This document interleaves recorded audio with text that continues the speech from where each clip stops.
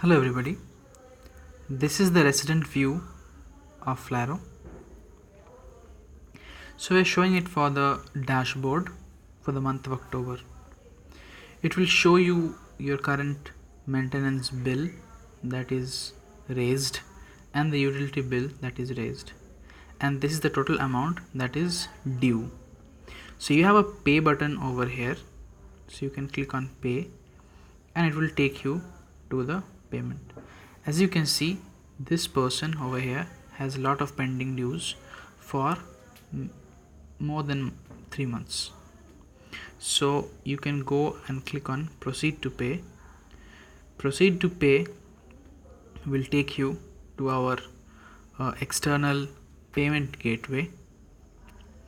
So once you click, you will be eligible for this cashback up to 50 rupees, and you can make a payment over here. So this will open up your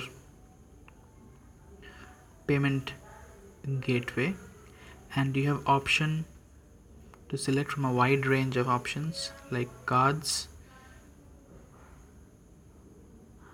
net banking, any wallet that you have,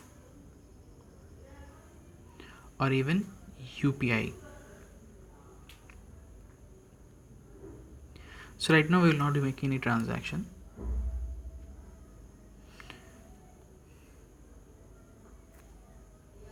I'll come to this sections later on. So suppose you have made payment via cash or check or online net banking transfer. You can click on this already paid. We have option of paying via cash. When you pay via cash, you click on the amount of money that you have paid. I've paid 15,000 by cash. So once you submit this will go to the admin, and the admin has to accept that payment. The admin has to confirm that he has received the 15,000 rupees cash from you. So once admin approves that, this will get reflected over here that your last payment request has been approved, and clicking on the I button you can see what are the last 10 transactions that you have submitted. So over here this user has submitted a previous of 550 by cash and has been approved. Similarly, if you have submitted the money via NEFT, RTGS or check or any other mode of transfer, for all those cases you click on NEFT. So in NEFT you select the amount of money that you have paid and you enter your reference ID and you click on submit. The same thing happens. The request goes to the admin and the admin has to approve it whether or not the person has really paid it or not. So you have an option of show transactions, which will have the history of all the transactions that you have ever made. So as you saw the transaction that we cancelled it over here on October 23rd, if you click on failed, it will show you the time in which the payment was about to be made and has failed.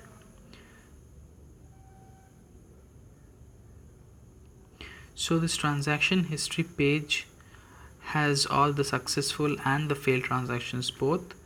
Over here you can see that the user had made a transaction on this particular date of 500 rupees. When you click on that, you have all the details of the transaction and you have an option to generate the invoice also.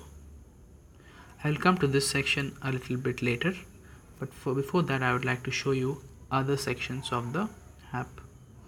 So this is the My Flat app, where you will be shown all the details about your flat, and you can also have an option to set it whether the flat is vacant or the flat is occupied. You have an option to enter your rent or deposit, whatever you have. You can update these things and you can set it anything that you wish to.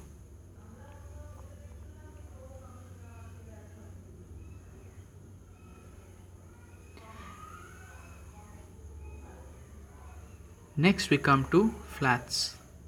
This will help you to see all the list of the flats that is present in the in your society.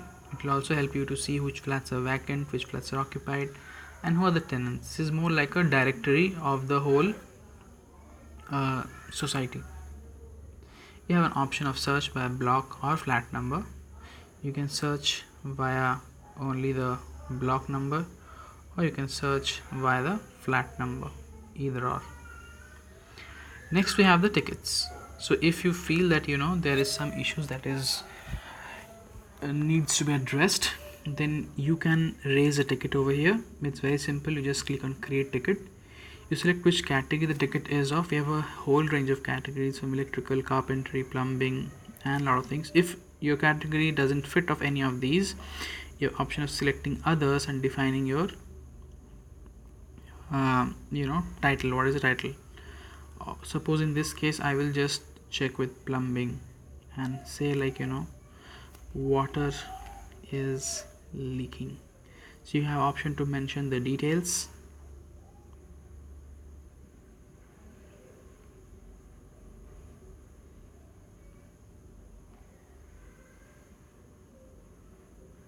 And you want to create the ticket.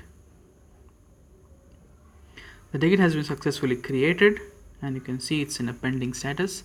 This ticket will go to the maintenance person, who will have a separate view in the same app.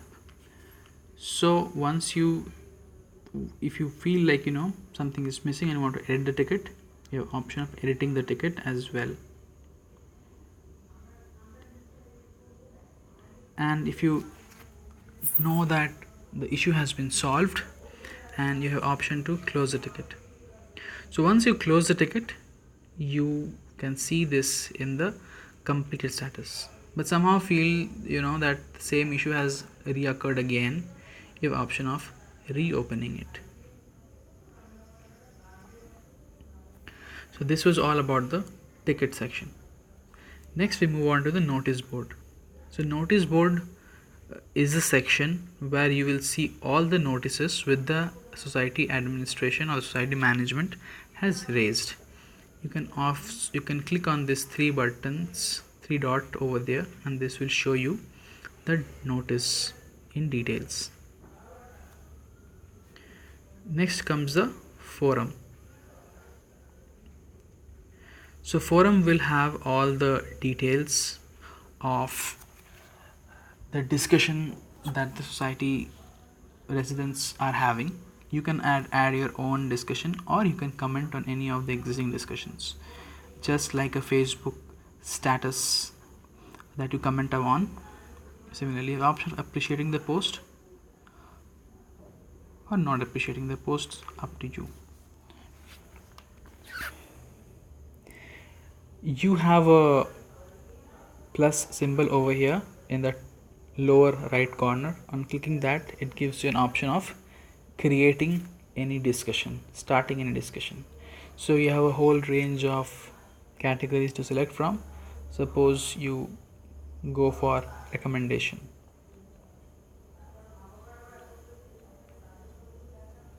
You say looking for maid, and this gets successfully posted over here.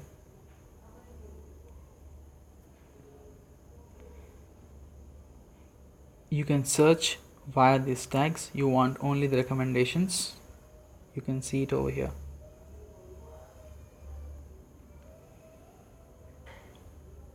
Next, move on to the payment.